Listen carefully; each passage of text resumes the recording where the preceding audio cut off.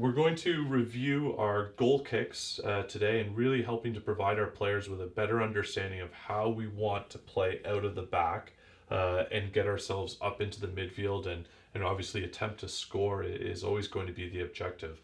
So we'll start here with the goalkeeper.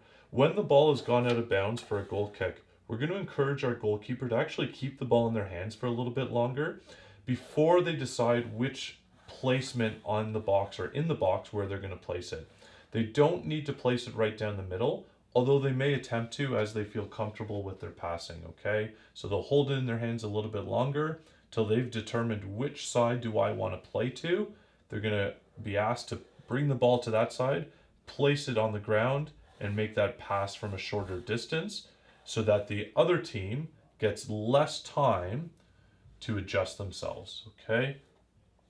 After the goalkeeper makes that pass, we're going to encourage them to always support the ball. So they don't pass and stand. They're going to make the pass and continue to move towards the ball just in case this player is faced with opposition and decides to play back, and then we go out the other side, okay? So something in the development of our teams. For our center defenders or our defenders, we're going to give them the visual cue of standing on the corners of the boxes, or as they get a little bit older into U10, U11, U12, they may start to pull away just a little bit more from the corners, okay? In terms of their body shape, it should be open so that they can see both the goalkeeper who may attempt to pass to them, but also what is happening up the field and where the pressure may be coming from, okay? So we're really encouraging that nice open body shape, and that would mean that their back would be to the sideline at that case.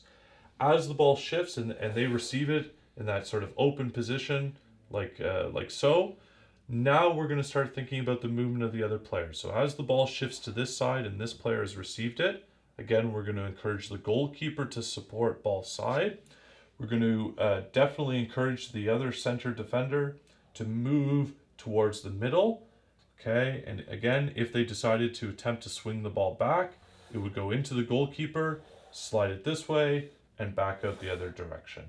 Okay, come back to this moment for a second. As the center defender shifts the ball wide, we're going to ask that this winger is sideline wide, so their feet are on the touchline, and they must provide a good angle of support, a safe angle of support into here.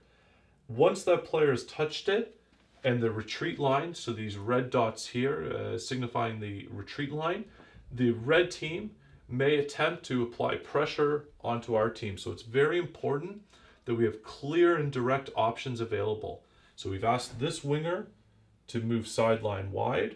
We're going to ask the striker to move into a pocket of space where they could potentially receive a pass directly. But also very important, we're going to always ask the center midfielder to be available and to feed, okay? And so some of the combinations that you may see there, ball is bounced into the center mid, forward to the winger, and now we can attack and play out from there, okay?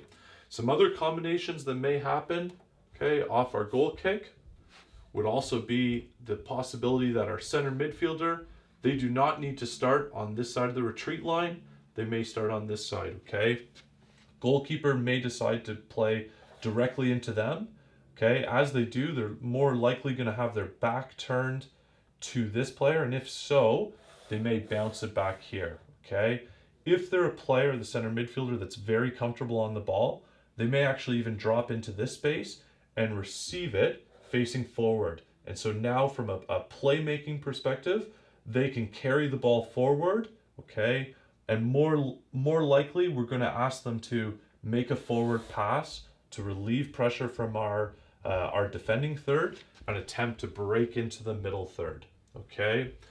What's really important for our players overall is that they get comfortable with what they need to do on a goal kicks, the decisions that they need to make, and executing them at the right moment in order to play through the pressure.